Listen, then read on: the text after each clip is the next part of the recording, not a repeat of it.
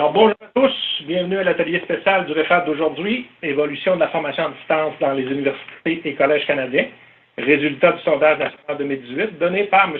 Éric Martel, directeur adjoint de la formation à distance de l'Université Laval. On remercie bien entendu Éric pour son implication pour l'atelier d'aujourd'hui. L'atelier se termine vers 13h heure de l'Est. Si le momentum le permet, les gens sont disponibles, on peut continuer un peu plus tard, il n'y a aucun problème. On vous rappelle, si vous avez des questions, des commentaires, des suggestions, vous voulez contacter M. Martel, vous pouvez contacter le REFAD, on se fera un plaisir de faire circuler l'information. Et le côté technique, très important, tout de suite, je le répète encore une fois, tout le monde, sauf Éric, étoile 6 sur votre clavier téléphonique pour la sourdine système audio. Durant l'atelier, si vous avez des questions, des commentaires, des suggestions, utilisez uniquement le clavardage, étant donné qu'il y a beaucoup de gens. Je me ferai un plaisir de faire circuler, de relier l'information à M. Martel. Le PowerPoint, le lien vidéo et le clavardage intégral seront distribués suite à la formation. Si vous en faites la demande à refad@sympatico.ca, je me ferai plaisir d'inscrire le tout une quarantaine de fois dans le clavardage pendant la réunion. Gros merci à l'équipe de l'Université d'Ottawa pour l'utilisation du Pondio, l'équipe de la formation continue de l'Université de Moncton pour Adobe Connect, et je vous souhaite à tous une excellente formation. Je laisse la parole à Éric. Bonjour à tous, merci beaucoup Alain pour cette introduction.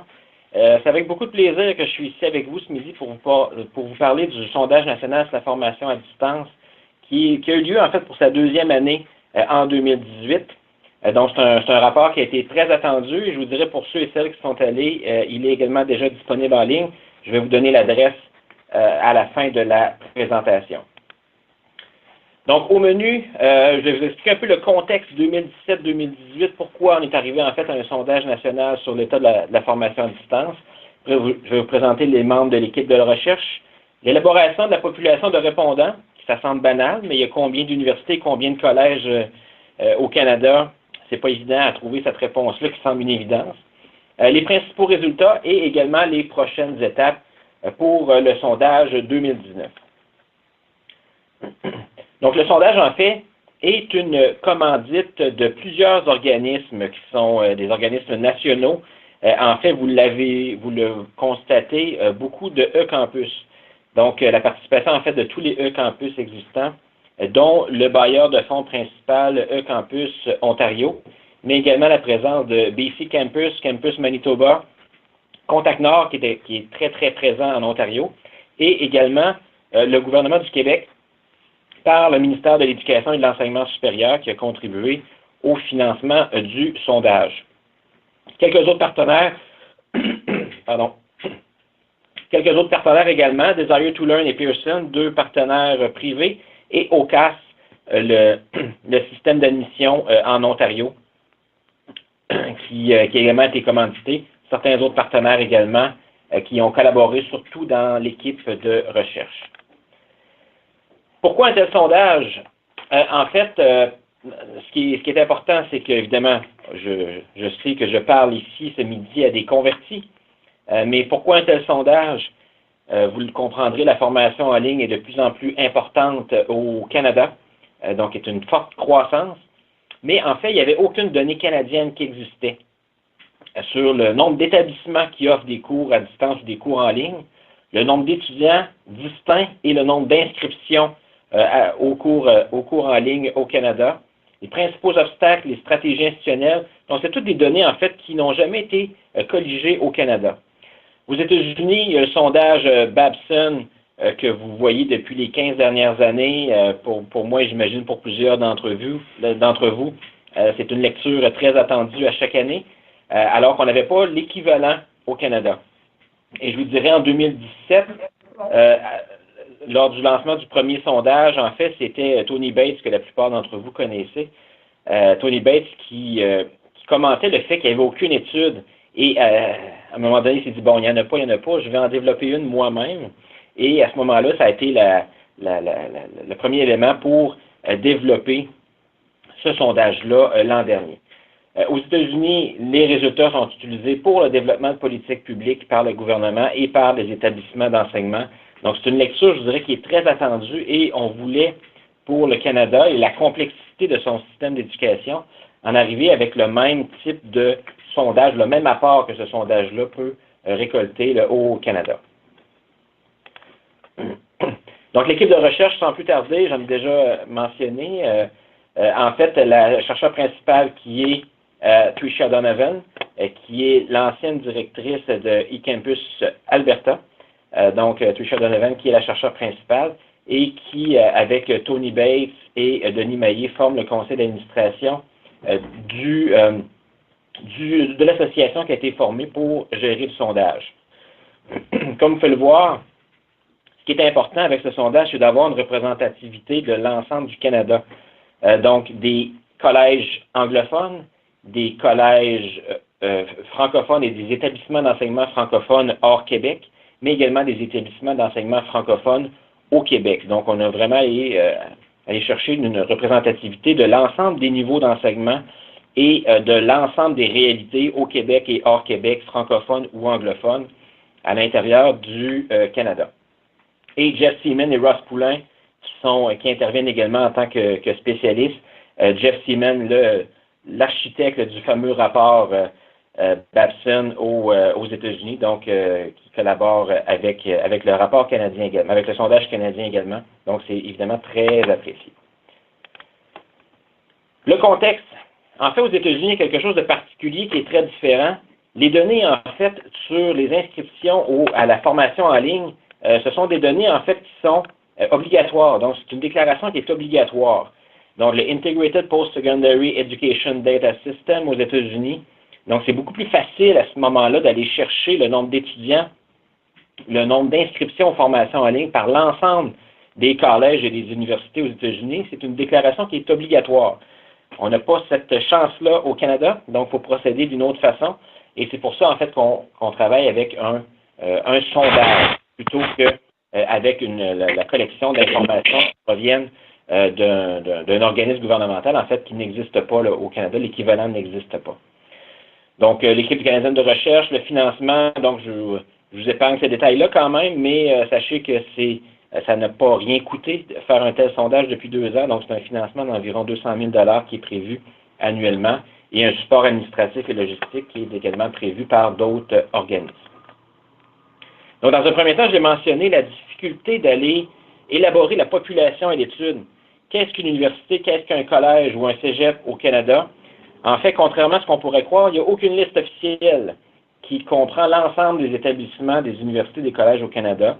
Statistique Canada a tout de même une liste, mais je vous dirais de notre côté, il a fallu valider certaines informations. Et on a déterminé certains critères sur pourquoi ou quand ajouter un établissement dans notre recension. Donc, dans un premier temps, il fallait que l'établissement soit reconnu par le gouvernement provincial. En fait, l'éducation, selon la Constitution du Canada, est une prérogative provinciale. Donc, même s'il y a certains engagements au niveau fédéral en lien avec l'éducation, c'est une compétence provinciale, donc enchâssée dans la Constitution du Canada. Donc, il faut vraiment que l'établissement soit reconnu par le gouvernement de la province où il œuvre. Également, on a mis une frontière sur le fait que le financement doit être public. On n'a pas la même réalité qu'aux États-Unis, qu'il y a beaucoup de collèges et d'universités privées. Ce concept-là existe beaucoup moins au Canada. Il est présent, il y en a quand même quelques-uns de ces établissements privés, mais on a déterminé une frontière. Donc, pour nous, c'est que il faut que l'établissement reçoive du financement public pour faire partie de notre population à l'étude. Et également, dernier point, l'établissement doit octroyer lui-même ses propres diplômes. Donc, je vous dirais, avec ces trois critères que l'on s'est donnés, on a permis en 2017 et on l'a modifié en 2018 d'avoir notre population à l'étude. Vous trouverez peut-être étrange le fait qu'on est passé de 203 établissements à 234 établissements en 1 an. Donc, il y a eu certains changements dans notre compréhension. Et je vous dirais même, en 2017, lors de l'élaboration du premier sondage, je n'étais pas impliqué et il n'y avait pas de représentant du Québec. Donc, je vous dirais la perception des gens hors Québec sur qu'est-ce que c'est un cégep et la structure de financement au Québec n'était pas suffisamment précise. Donc, entre autres, il y a certains éléments qui n'étaient pas pris en compte, dont les collèges privés subventionnés au Québec, qui sont en fait des établissements qui sont subventionnés en partie par les fonds publics. alors que selon la compréhension que les chercheurs du Canada anglais avaient, pour eux, c'était des collèges entièrement privés, alors que ce n'est pas le cas. Les autres ajustements, je vous dirais, il y a 3 composantes, entre autres, de l'Université de Montréal qui n'avaient pas été pris comme en tant qu'entité autonome en 2017, donc on a réajusté le tir pour 2018. Également, il y a des collèges francophones d'universités anglophones qui ont été désignés comme étant des universités en part entière. Je sais qu'il y en a quelques-uns ici qui sont présents, donc pour vous, je vous apprends rien. Mais dans les collèges francophones à l'intérieur d'universités anglophones, bien souvent, on a nos propres diplômes, nos propres façons de faire, nos propres programmes qui sont distincts de l'université anglophone. Donc, pour nous, c'est important de considérer cette réalité-là dans le Canada. L'ajout également du Collège militaire royal qui a le statut d'université au Canada et également le changement de statut d'un collège qui a obtenu le statut d'université. Donc, ça fait au total plus 10 universités entre 2017 et 2018. Notre collège hors Québec, c'est lui qui a changé de statut, donc s'il est passé d'université, on l'a enlevé de notre liste des collèges hors Québec. Les collèges au Québec, je l'ai mentionné, les collèges privés subventionnés. Et également, il y a eu une mauvaise compréhension là, au niveau du financement d'un cégep au Québec. Donc, on a ajusté le tir. On est passé à 51 cégeps pour un total de 234 établissements dans notre population à l'étude. En 2018, le sondage a été ouvert entre juin et août 2018. Je vous dirais, vous avez été nombreux à nous dire que ce n'était pas la bonne période pour faire un sondage qui demandait une intervention de plusieurs personnes à l'intérieur du même établissement. Donc, je vous dirais, à ce niveau-là, oui, on en était parfaitement conscient. Disons que l'échéancier a été très, très serré et ce n'est pas quelque chose qu'on va répéter pour 2019, je vous rassure. Le sondage va être fait beaucoup plus tôt en 2019. Donc, la qualité améliorée des données, pour nous, ça a été vraiment un élément important cette année. Vraiment, on est allé chercher des données sur des données pour l'automne 2017 ou pour l'année 2016-2017. C'était les données qui étaient les plus récentes qu'on pouvait collecter à l'intérieur de ce sondage. Donc, le nombre d'étudiants distincts inscrits à au moins un cours à distance sur le nombre total distinct d'étudiants dans l'établissement à l'automne 2017. Même chose pour le nombre d'inscriptions et également pour l'année 2016-2017. Donc, le nombre d'inscriptions dans les cours en ligne sur le nombre total d'inscriptions. Donc, ça nous a permis de former certains ratios qu'on va partager dans les prochaines minutes. Donc, les principaux résultats 2017-2018. En 2017, donc 69% des établissements avaient répondu au sondage et ces 69 établissements représentaient 78% de l'ensemble de la population étudiante postsecondaire au Canada. En 2018, 80% des établissements ont répondu, donc malgré le fait qu'on a augmenté le nombre d'établissements dans notre population à l'étude, et 80% des établissements représentaient 92% de tous les étudiants postsecondaires dans le système public. Donc, c'est quand même très intéressant. Et je vous dirais, vous le voyez sur l'image, le taux de réponse a été élevé dans l'ensemble des provinces. Donc, ça a été également très intéressant. Je vous dirais, les consultants on s'était divisé la carte du Canada en certaines régions. Donc, on a fait certains suivis, certains rappels auprès des établissements. Mais je vous dirais, l'ensemble des consultants qui ont eu à travailler avec les différentes provinces, les établissements à l'intérieur des différentes provinces, ont été très surpris de l'engouement. Je vous dirais, 2017, tout était à faire. Donc, c'était un nouveau sondage. Il fallait beaucoup expliquer qui on était puis pourquoi on voulait chercher ces informations-là. Et en 2018, vraiment, le ciment a commencé davantage à figer. Les gens comprenaient l'intérêt et comprenaient également le fait que cette collecte d'informations risque d'être annuelle si le financement, évidemment, le permet. Mais quand même, quand on voit des résultats comme ça, qu'à la grandeur du Canada, on a des taux de réponse de cette nature-là, c'est très, très intéressant pour la suite. Pour les besoins de ce midi, en fait, vous comprendrez qu'il y a différentes présentations qui sont faites de ces résultats-là en anglais, en français, dans différents contextes. Donc, pour les besoins du REFAD, j'ai sorti les réponses par les établissements francophones. Donc, en 2017, c'était un taux de réponse de 65 %.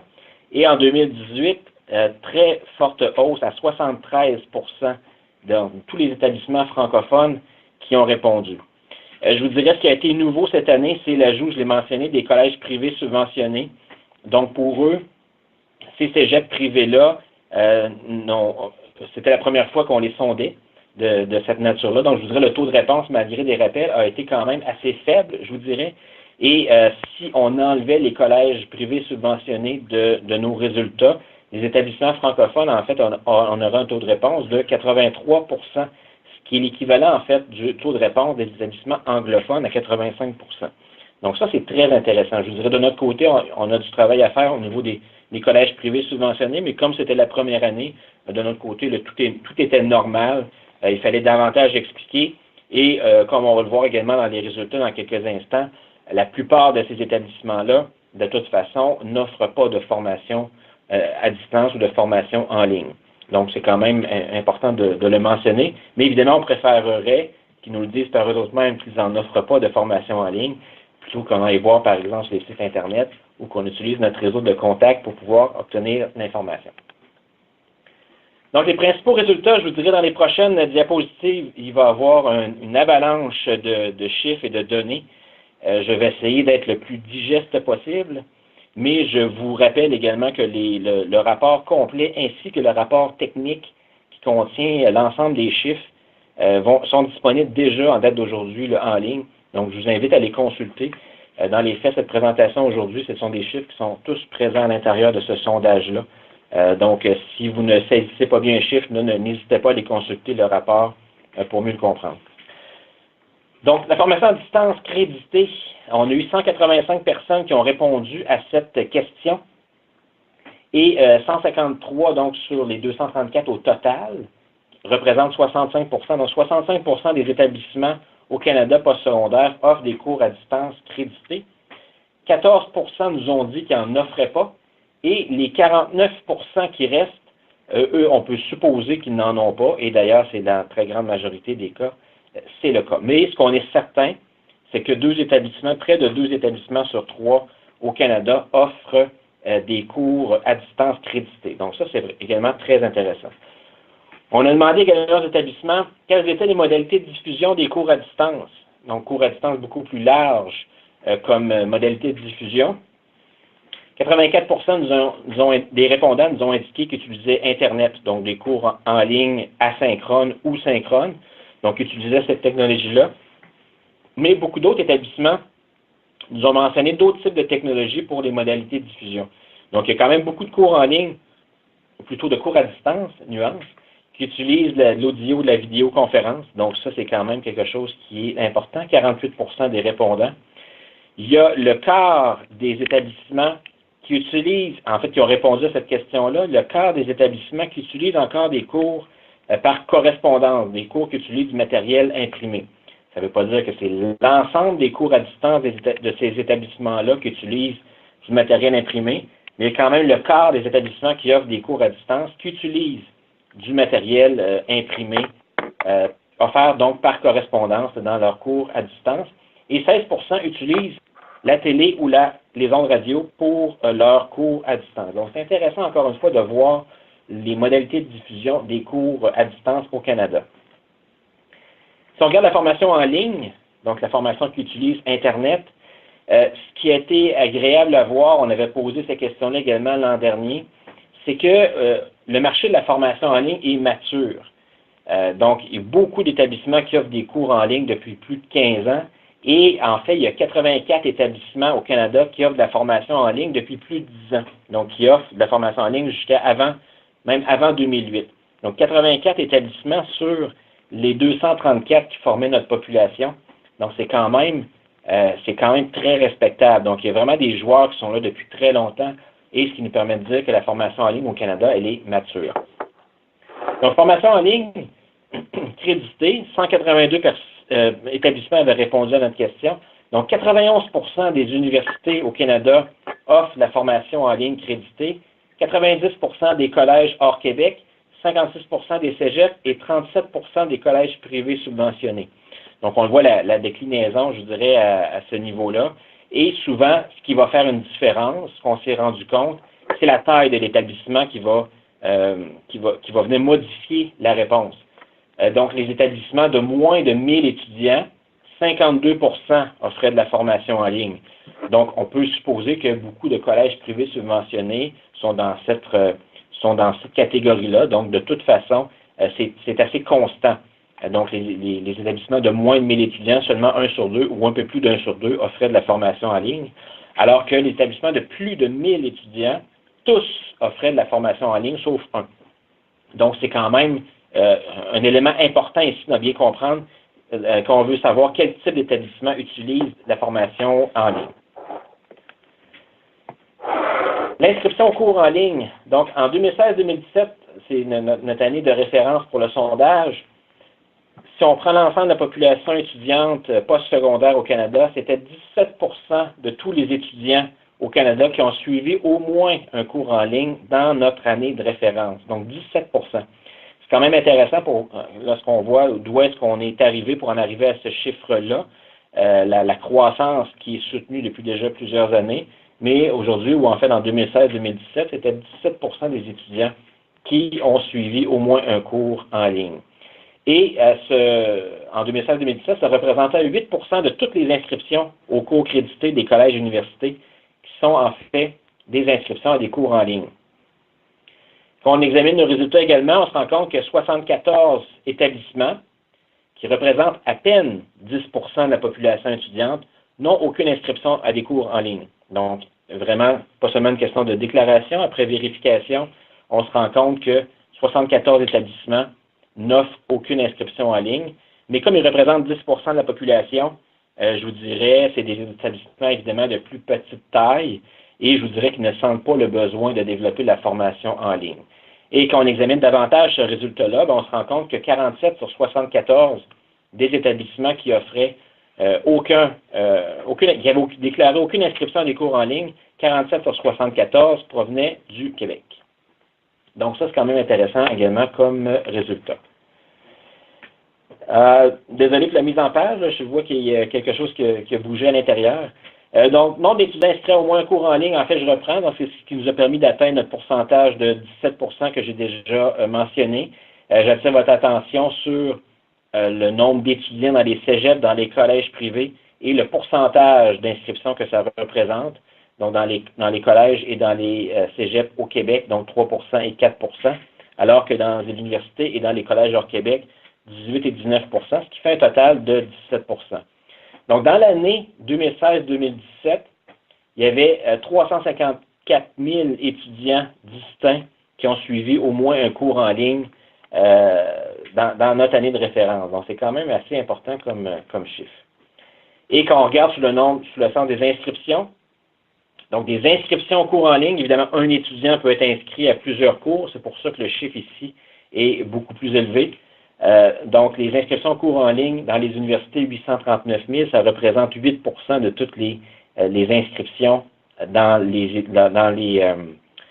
universités. Et vous voyez également la déclinaison. Ça va sensiblement, c'est-à-dire pour les universités, on se rend compte qu'il y a souvent des étudiants qui sont inscrits à plusieurs cours en ligne. Par exemple, à l'université, souvent, pour avoir le statut à temps plein, il faut être inscrit à 4 cours dans une session.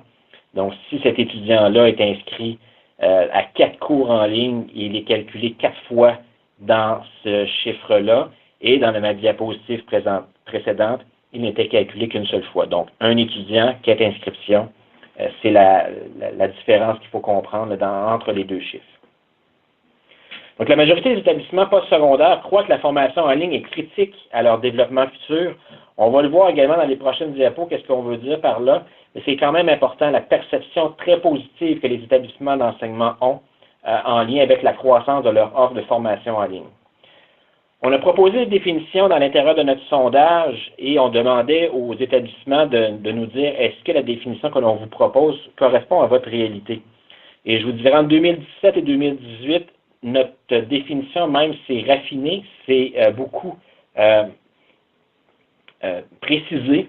Donc, notre définition qu'on avait utilisée, c'était les cours à distance sont ceux où aucune séance de cours n'est donnée sur le campus.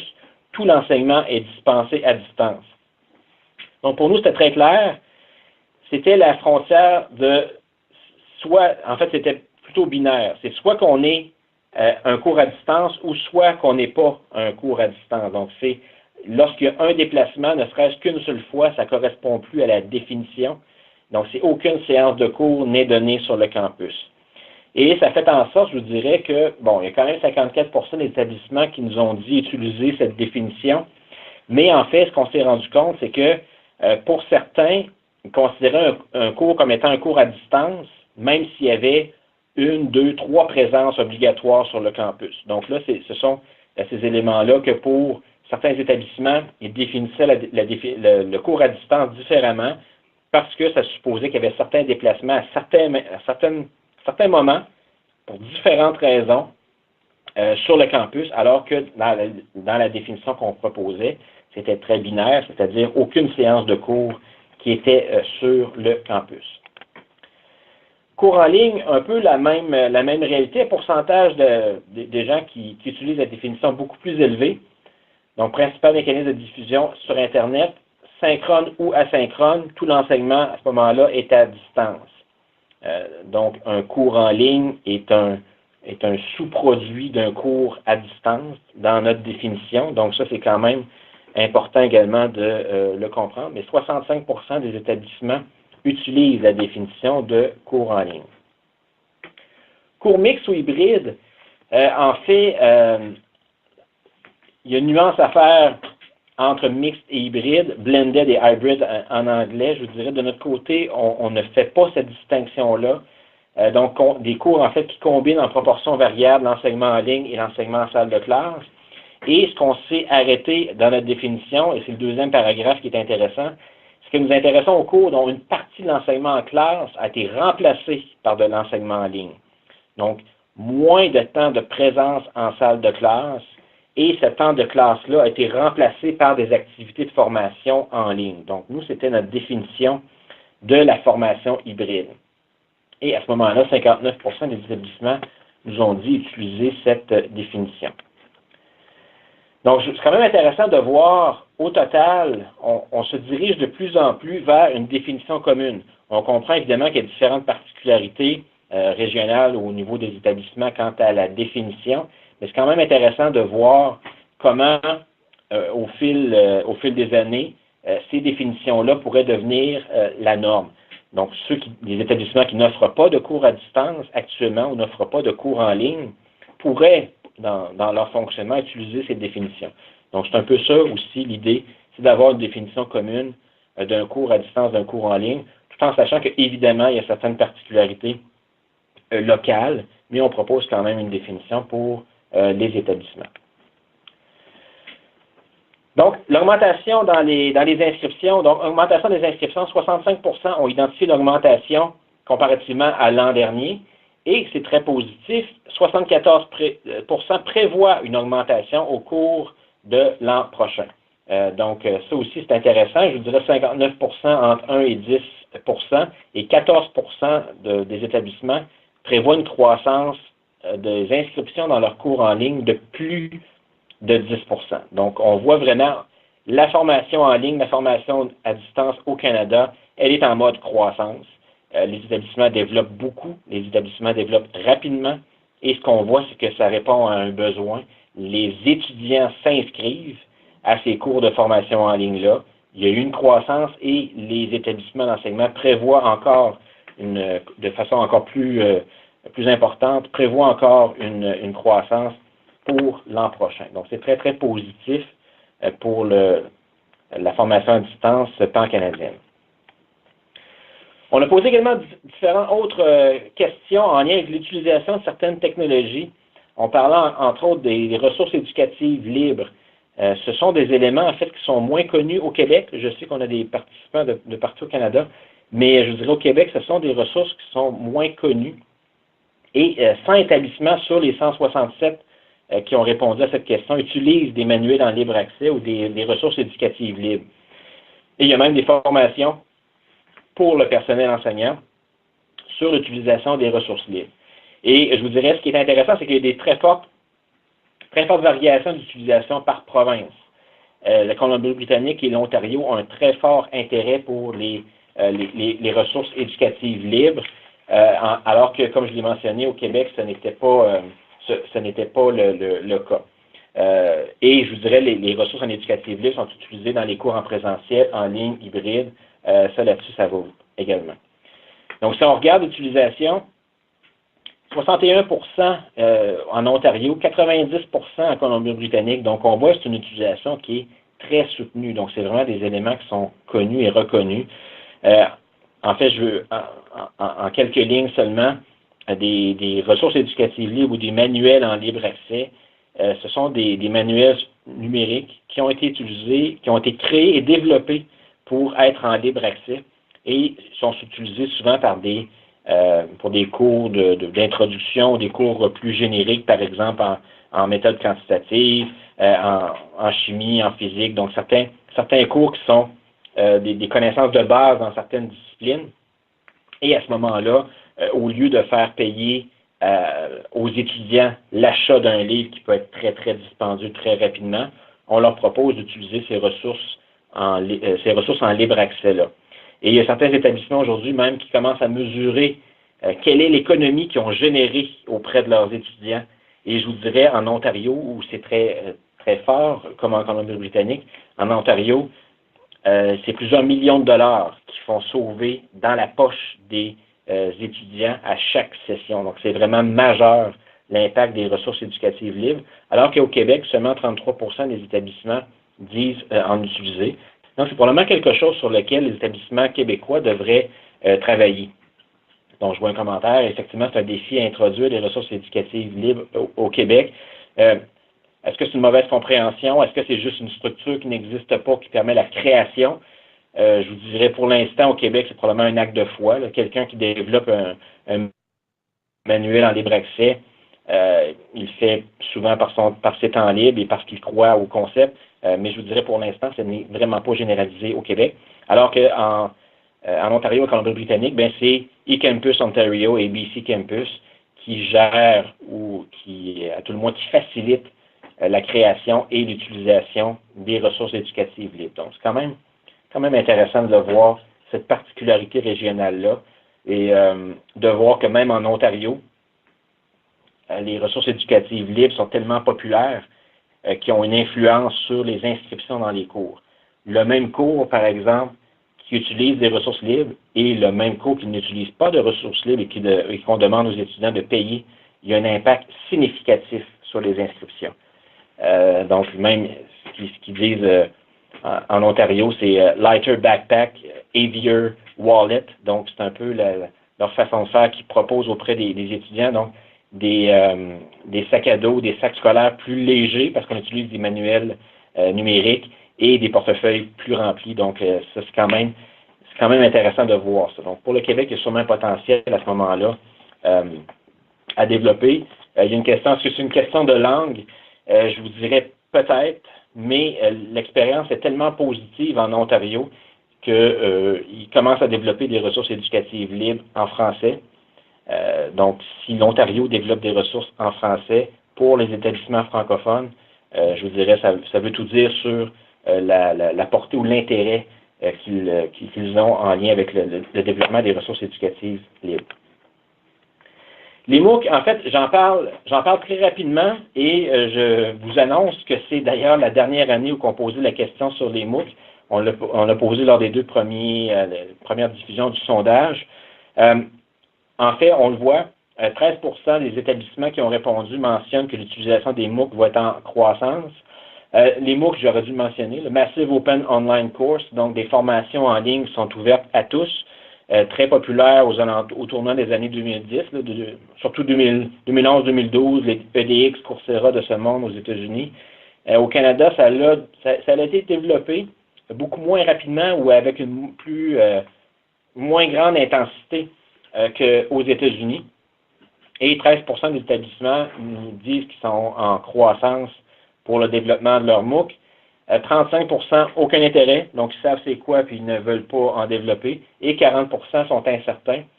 Donc je vous dirais ce qui a permis de dire à Tony Bates dans les premiers échanges en lien avec ces résultats qu'il n'y avait pas de MOOC mania au Canada, ce qui est tout à fait vrai. Donc on n'est pas dans cette voie-là et c'est la dernière année qu'on va poser des questions sur les formations en ligne ouvertes à tous. Les technologies utilisées dans les cours en ligne également, ça c'est très intéressant. Je vous dirais sans grande surprise, les LMS, systèmes de gestion des apprentissages, qui sont très présents. Donc 97% des établissements disent l'utiliser de façon grande utilisation ou utilisation moyenne. C'est sans grande surprise. Je vous dirais, dans un milieu collégial ou universitaire, on doit savoir qui est inscrit à nos cours, quelles notes et la possibilité ou non de transmettre ces résultats-là directement au registraire. Mais je vous dirais, c'est vraiment, aujourd'hui, dans un cours en ligne, essentiel. Donc, donc 97% des établissements disent utiliser de façon très importante les LMS. Les autres technologies, je vous disais, il y a une question de traduction à l'intérieur de ça, donc il faut faire attention. 65% disent utiliser des cours ou des vidéos asynchrones à l'intérieur de leurs cours en ligne. 65%, le même chiffre, utilisent des cours en ligne synchrones. Donc, ce sont des technologies qui sont également très représentées. Technologie mobile, on n'en est pas là, puis je vous dirais, c'est au niveau peut-être de la terminologie qu'est-ce que ça veut dire l'utilisation de technologie mobile? Est-ce que c'est seulement parce que notre site ou notre LMS est responsive ou non?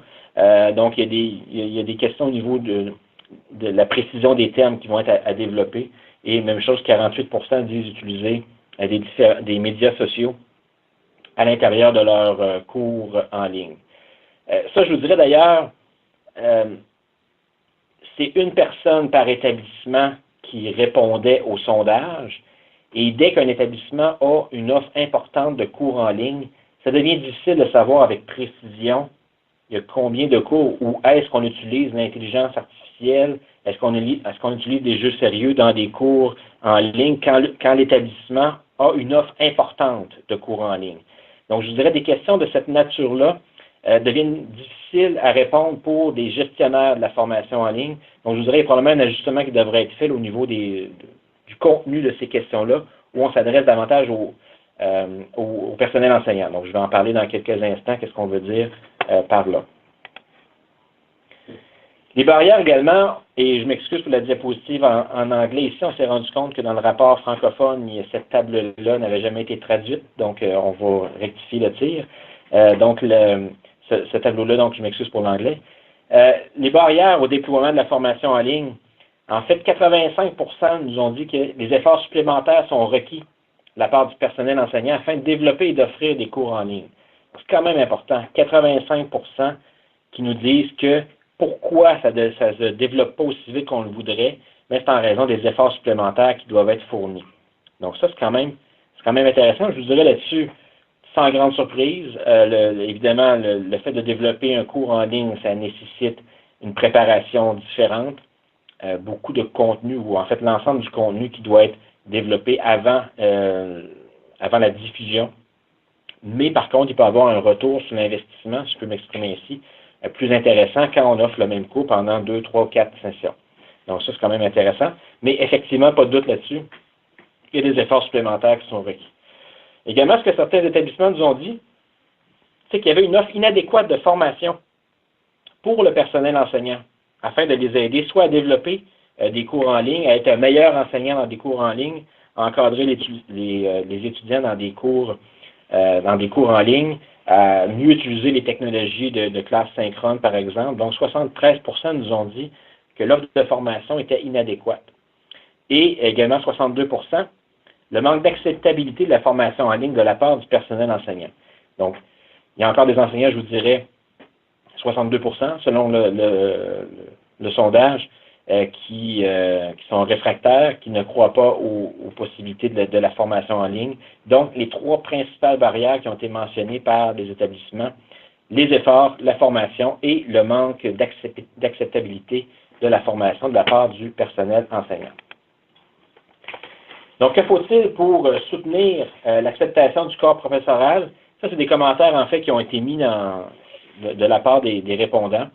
Donc, d'avoir un engagement institutionnel fort, une vision claire qui est communiquée par les dirigeants, un plan de stratégie d'apprentissage articulé, la technologie doit fonctionner de manière cohérente. Donc, ce sont tous des éléments que les répondants au sondage nous ont écrits comme étant ce ce qui pourrait favoriser l'acceptation du corps professoral. Preuve concrète des recherches sur l'apprentissage en ligne, est-ce que ça donne vraiment les mêmes résultats que des cours en présentiel?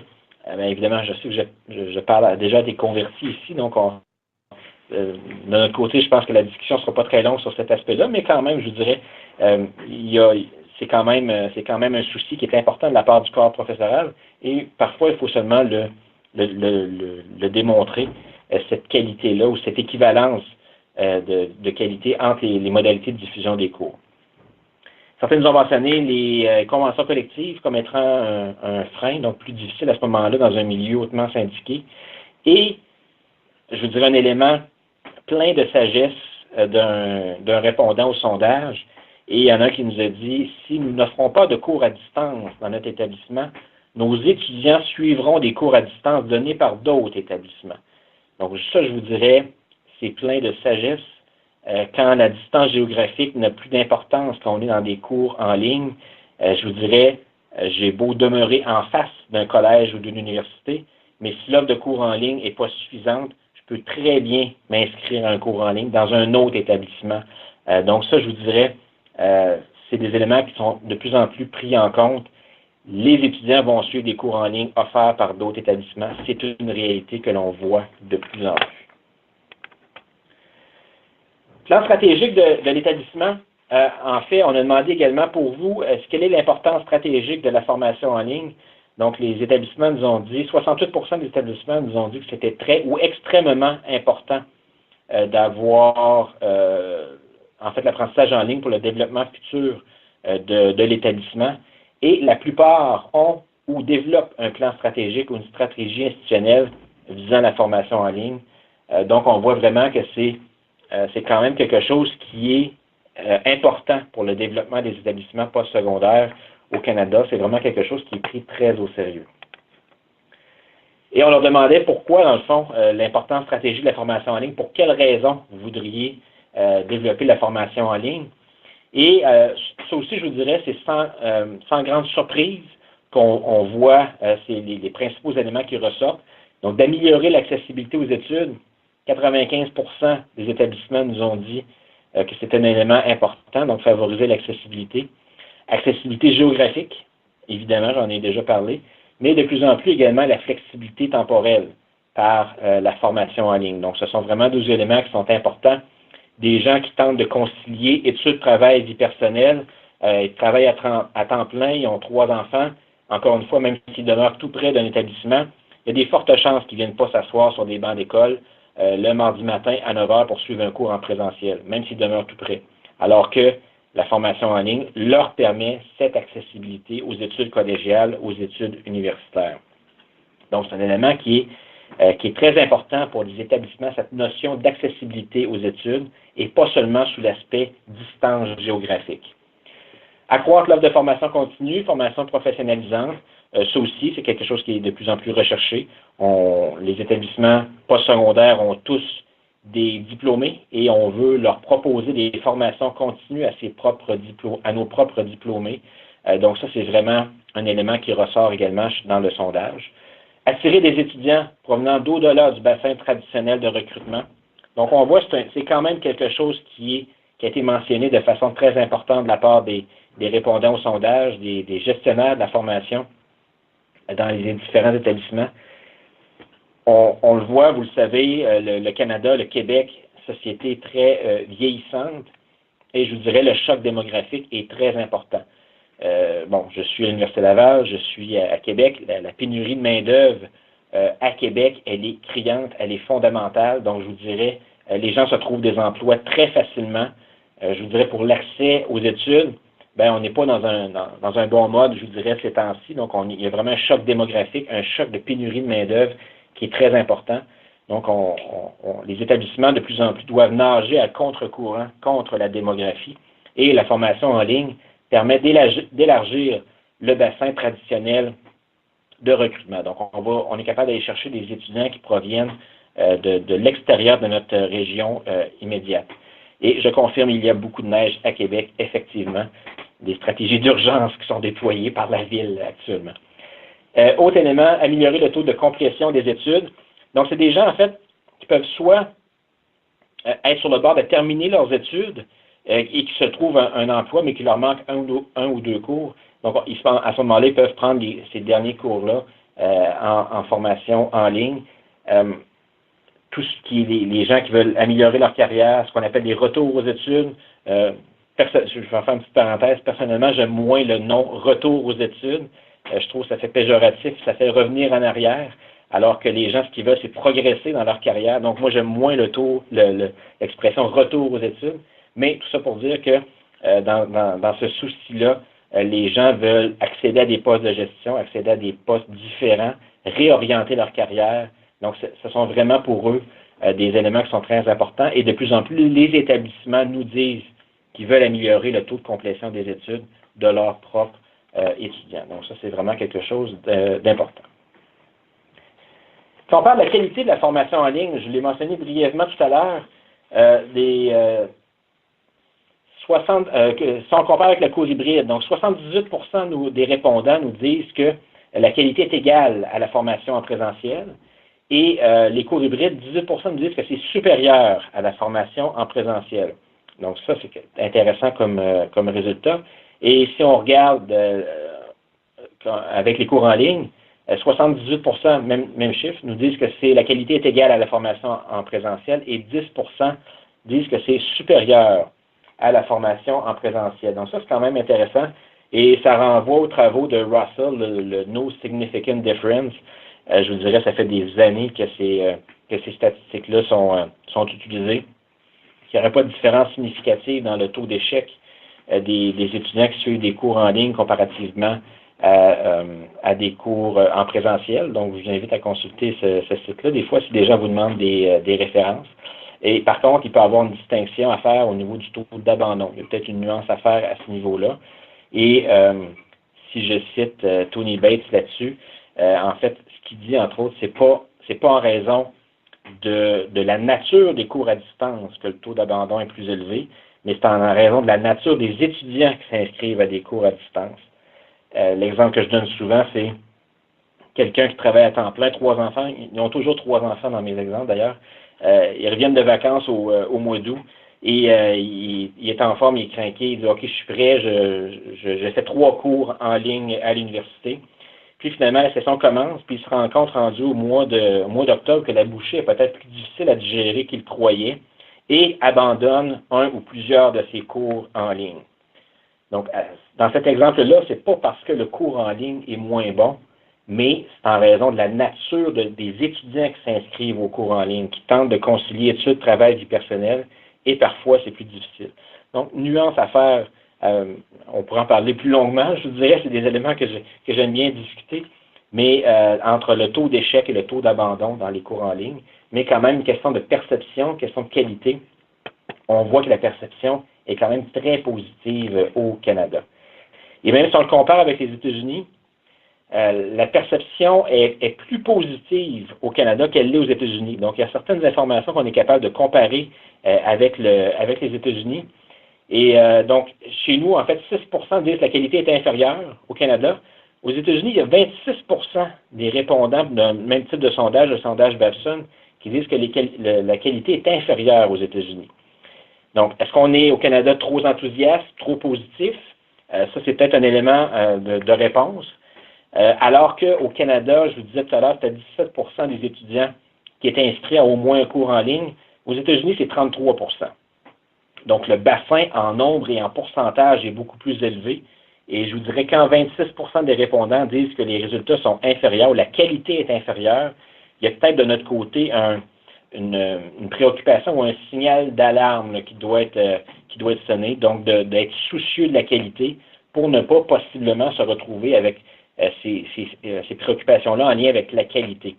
Quand 26% des répondants, et ce sont souvent des gestionnaires de formation qui répondent et qui nous disent que c'est inférieur à la formation en présentiel, ça veut quand même dire quelque chose. Et pour nous au Canada, je vous dirais, c'est peut-être un élément à ne pas oublier quand on veut développer de la formation en ligne. Les prochaines étapes déjà, donc pour le sondage 2019, il y a un souci, je vous dirais, il y a un questionnement entourant est-ce qu'on veut aller questionner les enseignants, les étudiants. Là, pour l'instant, on a l'avis d'un répondant par établissement. C'est déjà quelque chose de bien en soi, ce qui n'avait jamais été fait. Mais est-ce qu'on veut aller plus loin puis aller sonder les enseignants, les étudiants?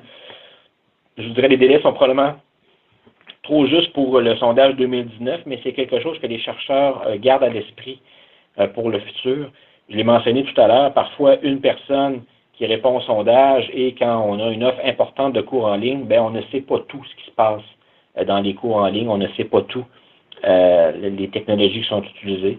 Donc, le fait d'aller sonder directement les enseignants, les étudiants pourrait être intéressant. Également, il y a une préoccupation, c'est fait dire qu'il y avait des établissements d'enseignement des Premières Nations qui n'étaient pas représentés, ils ont des statuts différents au Canada. Donc, ça, c'est des éléments sur lesquels on va travailler pour le sondage 2019. Et également, et ça, je vous dirais, ça va être probablement tout un défi, mais comment mesurer l'apprentissage numérique? Donc, l'utilisation de technologies ou d'apprentissage numérique dans les cours en présentiel. Donc, si on ne veut pas mesurer uniquement que la formation en ligne, la formation hybride, mais bien l'utilisation des technologies, l'utilisation de l'apprentissage numérique à l'intérieur de cours en présentiel. Donc, de quelle façon mesurer cet apprentissage numérique-là? Je vous dirais ça va probablement être également un défi. Est-ce que, par exemple, vous pourrez dire qu'un cours en classe qui utilise un site de formation sur le LMS institutionnel, est-ce qu'il fait de l'apprentissage numérique? Oui ou non, peut-être, mais il s'agira à ce moment-là de notre côté de bien définir et ça va probablement faire partie des défis là, du prochain, ou des prochains sondages. En conclusion, ce qui a été ce qui s'est beaucoup solidifié en 2017-2018, la qualité de la base de données, vraiment des efforts qui ont été mis pour s'assurer de la qualité de la base de données, du nombre d'établissements, de la représentativité des établissements. Notre taux de réponse qui est de très, très solide, je vous dirais, à la grandeur du Canada. Les données qui sont également très robustes sur le nombre d'inscriptions. Ça, c'est quand même très intéressant là, à ce niveau-là, de voir de quelle façon on est capable d'aller chercher des données sur le nombre d'étudiants et le nombre d'inscriptions à des cours en ligne, alors que ces informations-là, ces déclarations-là ne sont pas obligatoires comme elles le sont aux États-Unis. Donc ça, c'est un élément également. Et je vous dirais de voir la réponse comme un niveau stratégique de la formation en ligne, de voir à quel point c'est pris au sérieux par les établissements d'enseignement, c'est vraiment quelque chose de très intéressant également. Pour la pérennité du sondage, je vous dirais, la difficulté, c'est le financement. Bon, disons que l'équipe de consultants travaille, vous l'avez peut-être remarqué, là, je suis le seul consultant qui est à l'intérieur d'un établissement d'enseignement directement.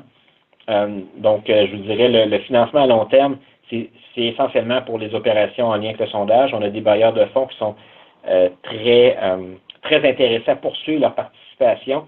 Et je vous dirais, le fait d'ajouter dans le sondage 2018 la participation du gouvernement du Québec, ne serait-ce que pour la traduction du sondage, ça a été vraiment pour nous un élément déclencheur important. Donc, on a vraiment une très, très bonne représentativité de l'ensemble des provinces, l'ensemble des niveaux d'enseignement et l'ensemble des deux langues officielles au Canada. Et je vous dirais, ben, encore une fois, je vous apprends rien, mais la formation en ligne est devenue tellement importante que c'est très important aujourd'hui de la mesurer pour mieux la comprendre.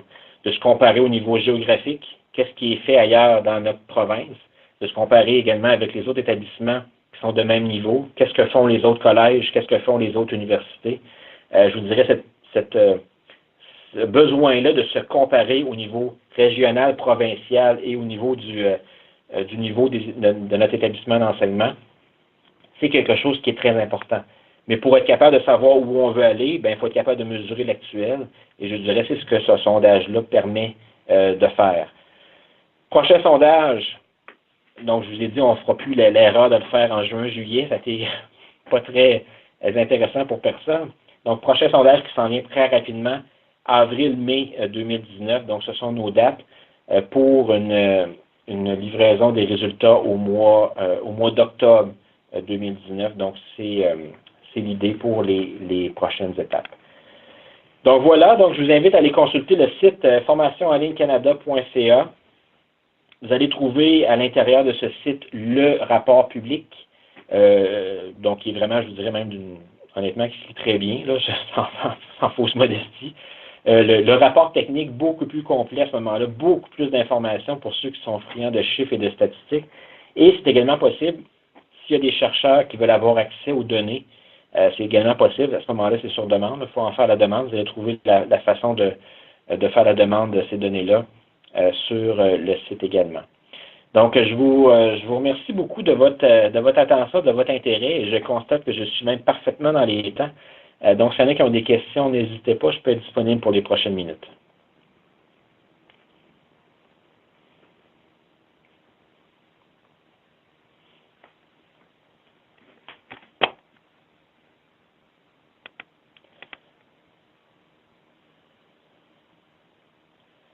Bon, je vois Nicole. Merci Nicole, partagé dans la mise en œuvre du E-Campus québécois. Ben, je vous dirais oui. Comme en tant que tel, le E-Campus Québec n'était pas encore officialisé. C'est pour ça que c'est le gouvernement du Québec et le ministère de l'Enseignement supérieur qui contribuent au sondage. Je vous dirais, on est parfaitement conscient que le bailleur de fonds, disons qu'on va aller cogner aux portes du E-Campus Québec. Là, il n'y a pas de doute là-dessus pour les prochaines étapes du sondage.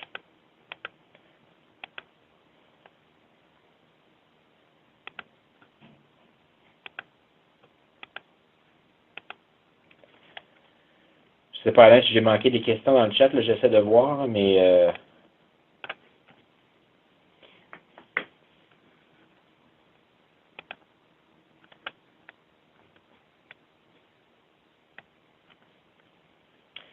c'est envisagé de rendre la déclaration du nombre d'étudiants obligatoire comme aux États-Unis. C'est une très bonne question. Je vous dirais, il y a une déclaration qui doit être faite au niveau provincial, mais d'avoir l'accès au niveau national comme aux États-Unis, je vous dirais, de ce qu'on a compris ou de ce qu'on s'est fait expliquer, ne me citez pas là-dessus. Là, parce qu'il faudrait rouvrir la Constitution du Canada, parce que c'est un champ de compétences qui est provincial. Donc, ne me citez pas là-dessus, là, mais c'est ce qu'on a cru comprendre là, dans les travaux. Donc, probablement plus difficile.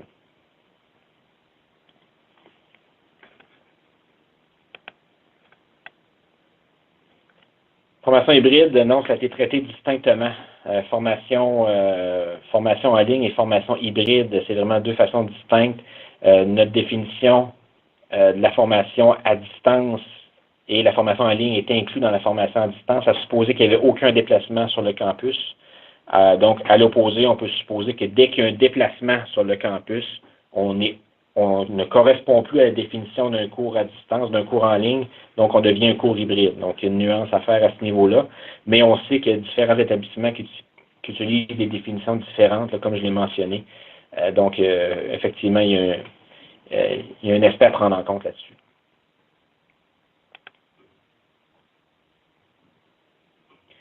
Alain, non, je ne t'entends pas, effectivement.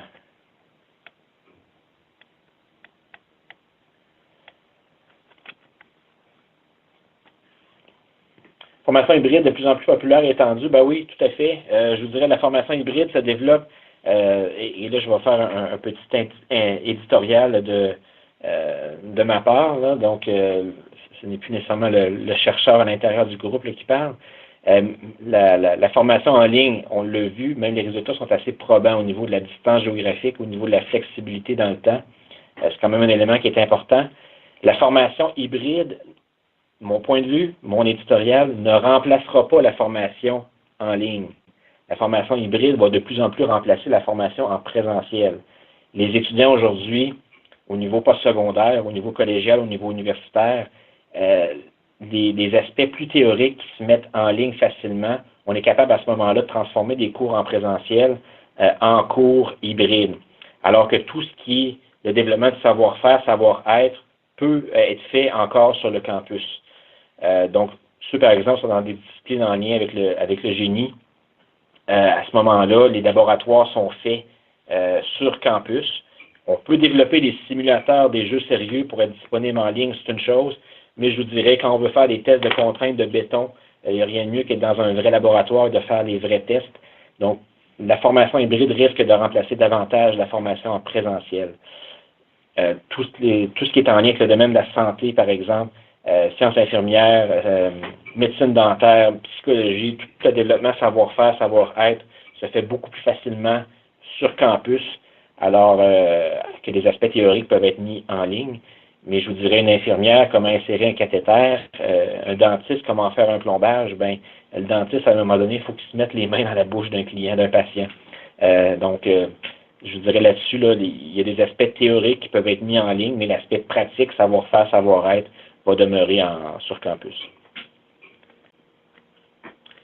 Nicole, j'avoue tout de même avoir un peu de difficulté à comprendre qu'un tel type de formation soit exclu dans la définition que vous donnez de la formation en ligne. Là, on parle de formation hybride, probablement.